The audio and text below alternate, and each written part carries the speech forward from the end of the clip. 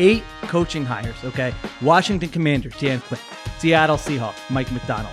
Atlanta Falcons, Raheem Morris. Carolina Panthers, Dave Canales. Los Angeles Chargers, Jim Harbaugh. Tennessee Titans, Brian Callahan. Las Vegas Raiders, Antonio Pierce. And then New England Patriots, Gerard Mayo. A quarter of the league turned over their head coaches this offseason. So here are the questions we have. Let's start with number one. Now, before we get into this, Ben, I do have to say, because predicting what coaches are going to be good is maybe the hardest thing in like the NFL analysis. Yeah, I mean, you go back and you look at any of these grades or rankings, best hires, worst hires, and I've had my name on some of them over the years, don't get me wrong, and you will be completely wrong. So we're just letting you know that. So don't get mad if we rip your coaching hire, and then a year from now, that person's in the Super Bowl. Speaking of which, first question. Coach in this cycle, Ben, most likely to win a Super Bowl in the next 3 seasons. Who do you got? Yeah, I wanted to be more spicy than this, but I think the answer is Jim Harbaugh with the Chargers. And this is of the guys who got new jobs, the best quarterback on those teams is unquestionably Justin Herbert, right? Like that's your best quarterback situation, period. And I think that's your greatest predictor of Super Bowl attendance. If we want to argue that coaching quality is also a strong predictor of Super Bowl attendance, which I would, Jim has been there previously, so I've got a decent argument that he's got that caliber as well. Now that Chargers roster is obviously like decimated and they got nobody on defense and they're old and they're aging, and that's true. But like in the same way that predicting head coach quality is it can be a fool's errand, rosters can change really fast, man. They can. Like you ask the 2023 Detroit Lions what hitting on one draft does for you, man. And obviously, like they had 4 top 40 picks, right? Like the Chargers don't have that level of draft capital, but you just got to run hot, and then all of a sudden you have maybe not a perfect Los Angeles Rams, right in their backyard is a good example. Yeah, so you got to run hot in a couple picks, and all of a sudden you have the cornerstones that are necessary to make a run. We're giving Harbaugh here 3 years. I went and I looked in 2020. CBS Sports wrote a piece about coaches who made the Super Bowl in their first year on the job, and on that list is George Seifert, who inherited Joe Montana for the Niners in the 80s. You have Jim Caldwell, who inherited Peyton Manning in the mid-2000s. You have Bill Callahan, who's the Raiders offensive coordinator, who inherited Rich Gannon, right? Like, if you just step into a spot where there's already a really good established coach, you can get to the game pretty quick. And so I think Harbaugh I want it to be like Dave Canales, but nah, it's Harbaugh. It's got to be Harbaugh. I went with Harbaugh too. Yeah, sorry. I think we're going to disagree on some of these for sure. I don't like when we agree on everything, but it's, I mean, you laid it out. I mean, here you have by far the best quarterback of any of these 8 teams, and you have a coach who has been very successful everywhere he's gone, including at the NFL level. Like there's a lot of unknown, a lot of uncertainty with new head coaching hires. We're going to talk about some of them, specifically first-time head coaches. I mean, Jim Harbaugh has been an excellent NFL head coach. I think that, the biggest question for me with Jim Harbaugh is always going to be like, how long will it last? Like, will there, and it lasted a long time in Michigan. So I do want to make sure that's clear, but just in the NFL where it's a general manager, there are different power dynamics at play. That's what we saw in San Francisco when he was there previously. Is this somebody who can be the Chargers head coach for the next 8 to 10 years? Or is this more of a, hey, let's, next 3 to 5 years, it's kind of your time to pounce. And then who knows after that. This was funny from via my friend Daniel Popper at The Athletic. So I don't know if you saw this, but this is from his story. It might have seemed like a passing joke when Harbaugh said he got fulfillment out of heading to Home Depot and buying a shop vac to use on remodeling the weight room at the Chargers' Orange County facility. But I'm told that was no joke. Harbaugh actually went to Home Depot first thing Wednesday morning to buy that shop vac. So, of course, the Chargers are moving into a new facility. They're not in the new facility yet. So while they're in the old facility, Harbaugh wants to do some remodeling. How are you? I literally, I'm not lying here. I do not know what a shop vac is. What is a shop vac? Those big cylindrical vacuums they plug into the wall, and they have like a big long black tube at the end. You can walk around. You can instead of like a household vacuum, which is like designed to pull really fine dust. A shop vac is designed to pull like sawdust or like offcuts really, really fast, like at a quick level. So it's your cleanup tool. If you saw a picture of a shop vac, you would be like, oh, that thing. I mean, what an answer. I mean, you have given Matt, listen, we've been doing this for what, 2+ years? That might be your most, you came in, did you just were you doing shop vac research this morning? Do you have experience with a shop vac? What was that answer? You're like the new Bob Vila. You probably don't even know who that is. The new Al Borland. You probably don't even know who that is. Nope. I hope those are good. When my objective is not riling you up with football hipster takes, I can be very concise and clear. It's just that in this aspect of profession, I instead go for convoluted and annoying. All right, it's a stylistic choice and one that I've committed to in my career, and I will remain rigid on it. I like this. So in the future, if you're rambling, I'm gonna be like, dude, just give me the shop back answer. I don't need to know the 10-minute back. I don't do anything around the house, as listeners know. I can mow the lawn. I can do a little leaf blower. I can do a little edging, and even that's not that good. That is the extent to which I use any type of machinery inside or outside the house. So I'm not. I got a shop vac for Christmas 2 years ago. Good shop vac. Look at you. There you go. So there you go. Yeah, I think we're on the same page. Now, have you done a mock draft yet, Solak? I haven't done a real mock. That 5th overall pick? Okay. Yeah, I haven't done a real mock. I've done some back of the napkin stuff. Okay. Wide receiver, offensive tackle, maybe there or no? Yeah. So everybody wants wide receiver because the big names right now are the top 3 quarterbacks, which is Caleb Williams at USC, Drake May at UNC, and then Jaden Daniels at LSU. And then after that, there's wide receivers, right? Obviously, Marvin Harrison Jr. out of Ohio State, but also Malik Neighbors out of LSU is going to be a very hot name. Robin Dunze, who won the Biletnikoff out of Washington, he's going to be a real hot name. So Chargers need receiver. There's receiver. It's great.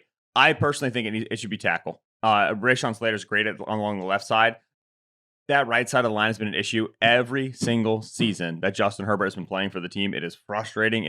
And they have been trying to develop at that position, and they've given youth the opportunity to get better, and it has led to Herbert getting sacked on, all the Herbert could have won 2-minute drives, end of the fourth quarter comeback drives. They all end because they're in clear pass situations and they can't protect off the right side. And Herbert takes shot after shot after shot. And he's had rib injuries. He's had throwing arm injuries. I would want to steal up protection. Joe Alt at Notre Dame, Olu Fashanu out of Penn State, some really good tackles in this class. So I lean tackle, but wide receivers there too. And for what it's worth, it's an introductory press conference, but Harbaugh did hammer home the point that we are built, priority number one is to make sure this offensive line is short. And to be fair, they've tried that. They've poured resources into that offensive line, but now they have questions with Corey Linsley potentially retiring, the issues you mentioned there at right tackle. And so that's something they absolutely need to address. I will point out 2021, they were 5th in offensive DVOA.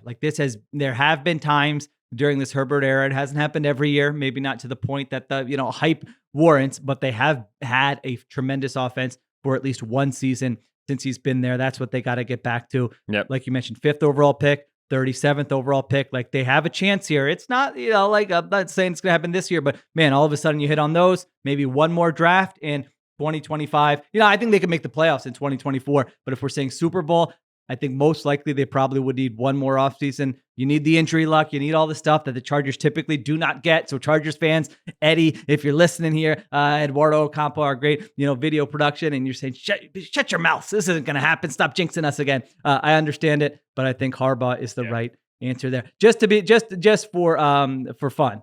If I said you have to pick someone other than Jim Harbaugh on this list, I didn't prep you for this one. Who would you have there? I can answer first if you want a second. I have a name. I have a guy that I was. Go ahead.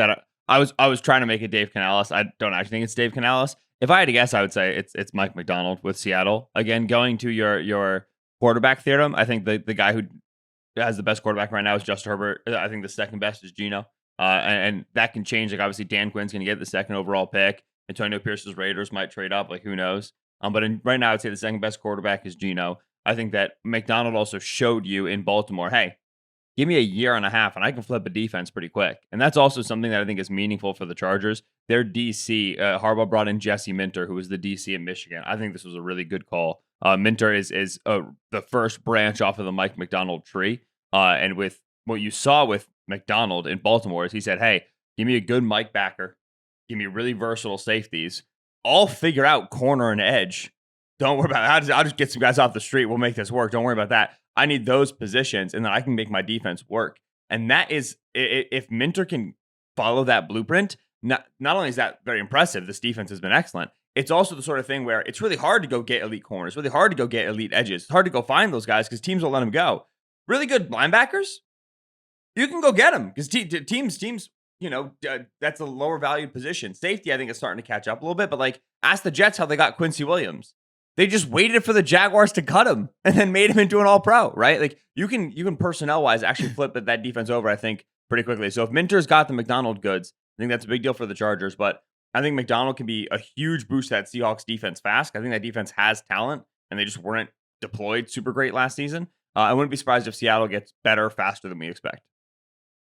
All right. I don't know if I agree with your positional stuff there, but I'm going to table that for a later conversation. We have an off season of podcasts to get Jesse to, so Bates, writing a note. free agency. Go get you a safety, baby. Linebacker conversation with Solak, maybe somewhere around like the second week of April. All right. No, you'll be doing draft May. No, you'll be paternity leave. All right. We'll figure. So at some point, we'll talk about linebackers. We do a lot of podcasts. We're going to get to it at some point. I would say I would go Dan Quinn because I think there's a chance you hit on a quarterback who's really good right away. Maybe not CJ Stroud right away, but by year 2, you really have something. You have some pieces there on that team. So if I had to pick a second one, I would go with Dan Quinn. All right, second question.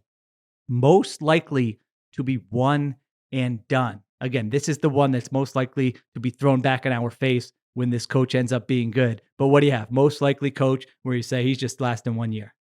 I have Dan Quinn. Really? Okay. Yeah. Well, here's the thing.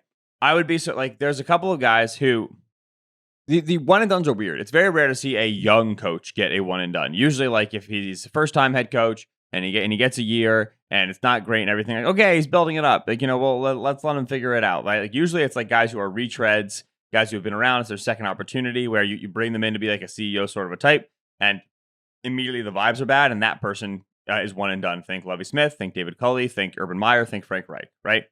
So accordingly, like I don't think your Dave Canales and your Gerard Mayos have like a chance of being one, and your Mike McDonald's. Like that would surprise me. Antonio Pierce one and done. Like that doesn't make any sense to be like, let's promote Antonio Pierce as the interim.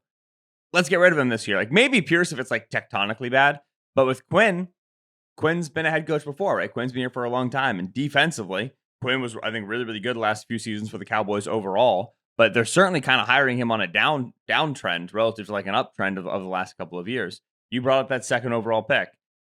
I can see a world where a second overall pick is crazy good.